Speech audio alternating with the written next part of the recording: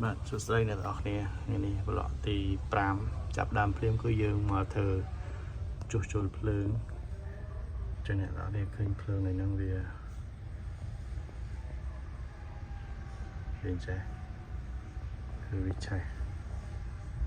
វាប៉ះគ្នាពេលវាឆេះដល់ឡើងដល់លើចឹងមកនេះដល់លើតែម្ដងក្រួយអានេះមួយអូខេចឹងអានេះយើងចាប់ដើមហើយសិនហើយយើងធ្វើនេះគឺបានដាក់ច្បាប់ឲ្យដែរបានដាក់ច្បាប់ហើយអូខេដាក់ច្បាប់កន្លែងការងារដើម្បីធ្វើជួសជុលនឹងឲ្យហើយសិនអូខេចឹងឥឡូវយើងចាប់ដើមធ្វើទាំងអស់គ្នាតាខាងលើហ្នឹងខ្សែមេវាចុះពីលើមកហើយខាងក្រោមខ្សែចុះសម្រាប់ប្រើនៅខាងក្រោមដល់ពេលវាចូលមកឌីសង់ទ័រដើម្បីវាស់គីឡូតែមានខ្សែមួយវាប្រហែលវាតូចគឺក៏មានបញ្ហាវាក្តៅខ្លាំងទៅវាធ្វើឲ្យឆេះវិញក៏មិនឆេះតែអត់មានបញ្ហាឌីសង់ទ័រហ្នឹងក៏អត់លោតគ្រាន់តែវាផ្ដាច់ខ្សែហ្នឹងផ្ដាច់ចេញពីហ្នឹងតែម្ដងផ្ដាច់ចេញពីខ្សែចូលផ្ទះតែម្ដងទៅខ្ញុំឆ្ងល់យកបើសិនអាខាងនេះចូលវាខ្សែវាចូល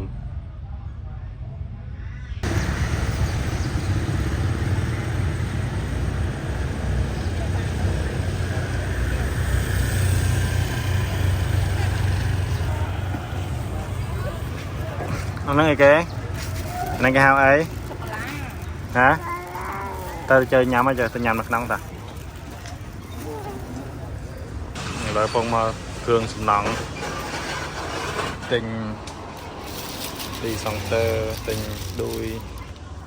ទិញខ្សែបាទពងធ្វើភ្លើងស្រាប់តែខាងសង្កាត់គេចោះមករៀបចំក៏យើងចេញមកខាងក្រៅមើលស្ពីបការបន្តិចសិនមុនយើងបន្តដំណើរការធ្វើបន្តឥឡូវចាប់ដើមហើយយើងមានជំនួយការរបស់យើងគឺ7ចំនួន2 7ហ្នឹងមានដួយឆក់នៅខាងក្រោមបាទមានដួយឆក់សម្រាប់ចាំងទៅធ្វើការនៅក្នុងនេះចឹងយើងមិនកាន់ហ្នឹងក៏មានដួយឆក់មកយើងធ្វើការនៅលើហ្នឹងក្នុងទឹកដោះអូខេឥឡូវនេះខ្ញុំដោះពីខាងលើចុះអាខ្សែដែលมันប្រើការគឺខ្ញុំដកចេញខ្ញុំដកទៅខាងក្រៅទៀតខ្ញុំចាក់ខ្ញុំឲ្យមើលហើយនេះខ្សែដែលនៅប្រើការគឺយើងទុកហើយនេះសុខភាពនៅក្នុងវាញញ៉ៃបែបហ្នឹងឆ្លងអីចឹងទៅកន្លែងណាមិនសំខាន់គឺខ្ញុំដកចេញទៅអញ្ចឹងទាំងអស់ហ្នឹងគឺខ្ញុំចេះកាលរៀនថ្នាក់ទី9រៀនថ្នាក់ទី9គឺខ្ញុំចេះអញ្ចឹងអាចប្រើការរហូតដល់ឥឡូវ2តាំងឆ្នាំ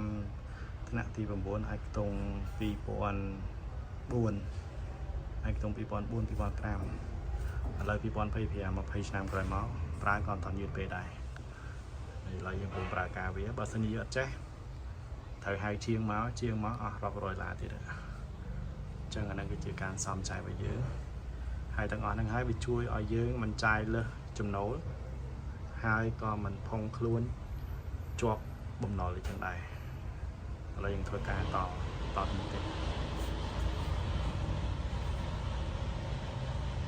អូខេអញ្ចឹងយើងឃើញចំណុច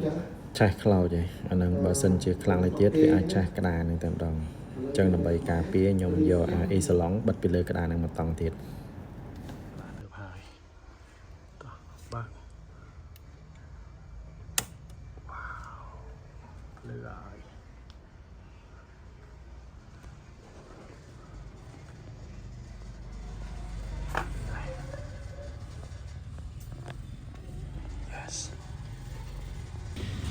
ទិញ2មួយ60វ៉ាត់125វ៉ាត់មួយ1ម៉ែត្រ2ទឹកមួយ6ទឹកមួយដាក់លើនេះហើយមួយទៀតដាក់លើបន្ទប់អត់នេះ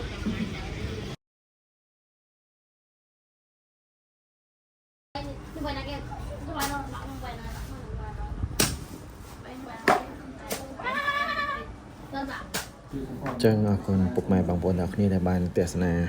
វឡុកទី6របស់ខ្ញុំតាំងពីដើមដល់ចប់ហើយត្រឹមនេះក៏ចប់វឡុករបស់ខ្ញុំដែរ